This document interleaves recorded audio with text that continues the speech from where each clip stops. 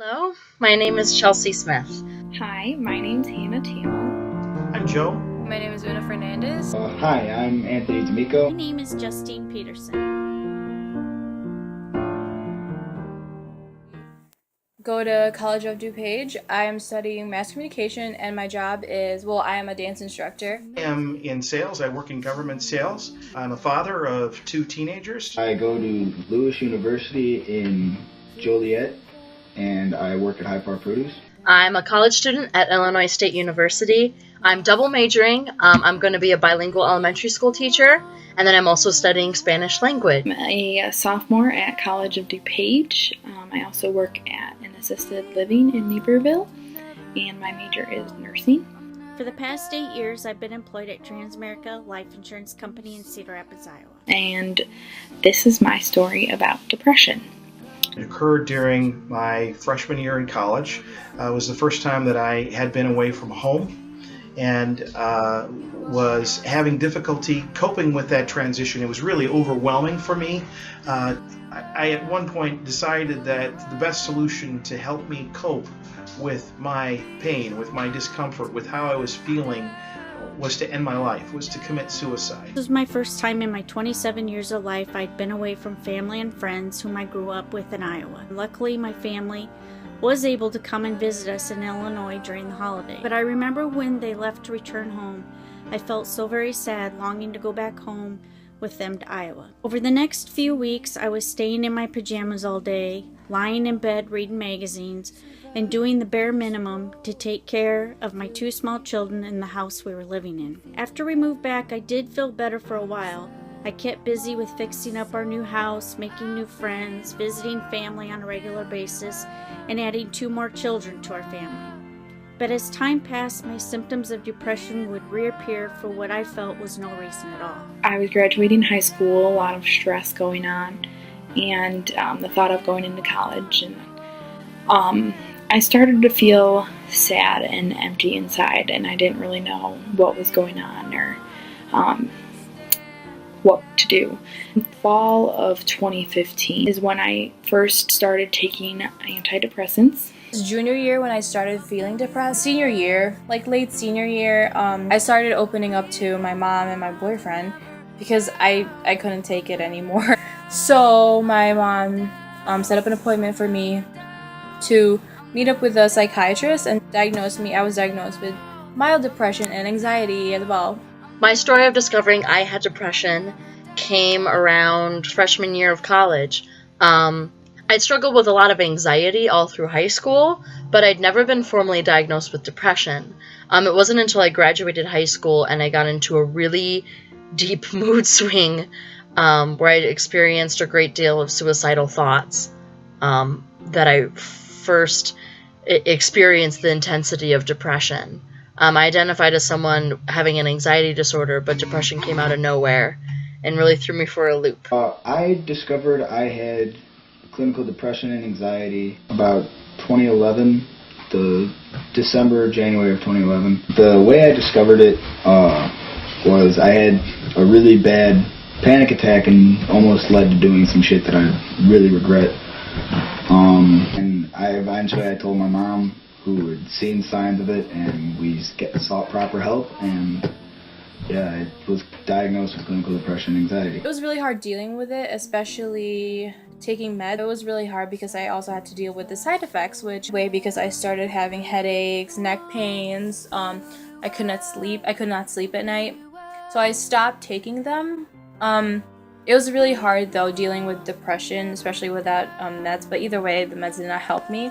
It's a mental illness, so of course it's always going to be in your head saying that not enough, you don't matter anymore, and it makes me feel like my own friends are saying that to me. It's very tough, especially when you have anxiety too, because that's when you start becoming shaky, and I don't know, it's just really difficult to deal with it and to overcome it.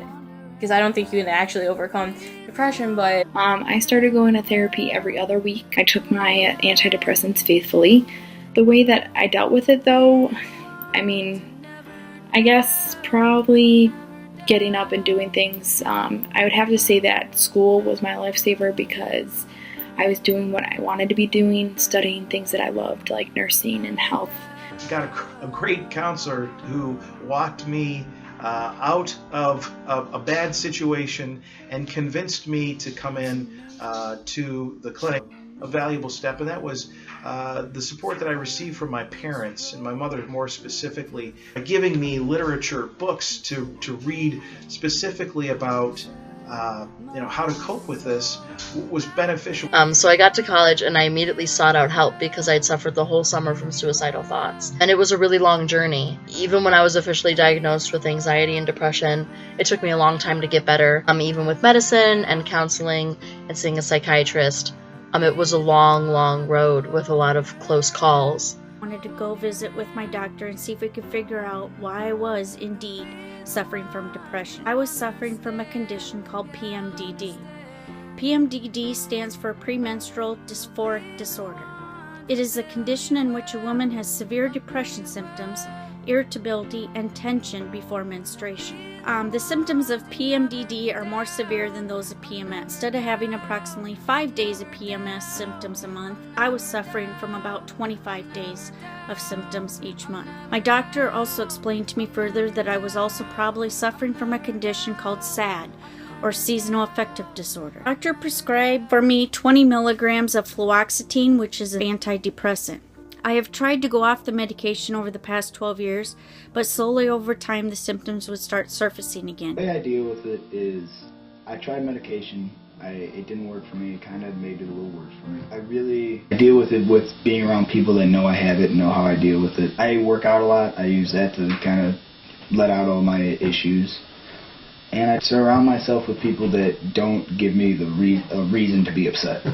A way for me to kind of like not even think about it, because there are times where I actually forget that I'm depressed because I do a lot of adventurous stuff. I find ways to relax, kind of like meditate. Just hang out with the people I love really helped me. They make you laugh, they make me laugh. I just gained a new perspective of self-love. I work really hard every day to love myself and to appreciate myself and appreciate the things that I've achieved. And to be active on social media and be active about my story so that I can see in the number of likes and the number of comments that I am needed and that I'm making a difference. And that's really important to me. Spending a lot of time with friends and doing things I love. I act and I'm an improviser and I teach. So just throwing myself into things I love and making sure that all through it I love myself. It's not easy to do that, but it's what saved me from my depression. Really fortunate now that I'm a 52-year-old father of 2 children that I did not act upon my thinking. It did not lead me to do something that I would regret, because I now, as a father, I would have missed out on some of the most wonderful experiences of my life. Today, I am at peace with knowing I need to take the medication daily to maintain a happy, healthy life. You will find that many, many of us out there have felt the same way. We have shared the same symptoms you have, and we've also tried to ignore the signs. But please know there is help out there. There is relief. You can feel better. You're not alone. That's probably the number one thing that I always tell people. It's an everyday struggle, and if you don't do anything, it's only going to get worse. Your best bet is to seek help and try to remain positive. I know it's not always the easiest thing to say from someone who's experienced it.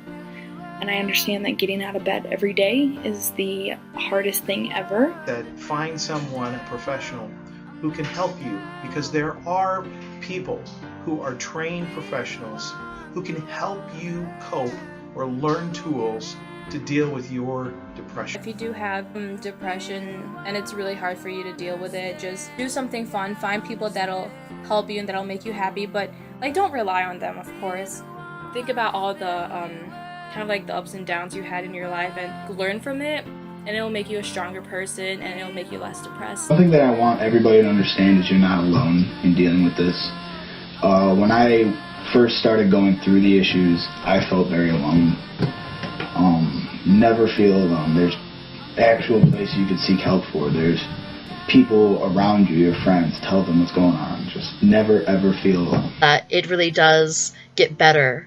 There's so much potential in your future that you can't see right now. That depression or whatever mental illness you have won't let you see, but it's there. So everyone who's struggling with depression has their own brighter future ahead of them. They just have to keep going and keep living to get there. And that's my story of overcoming depression.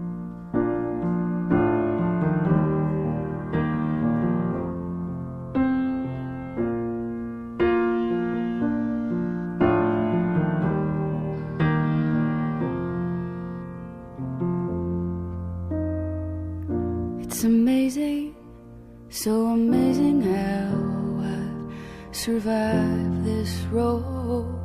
Feel the fever, I can feel it down inside my soul.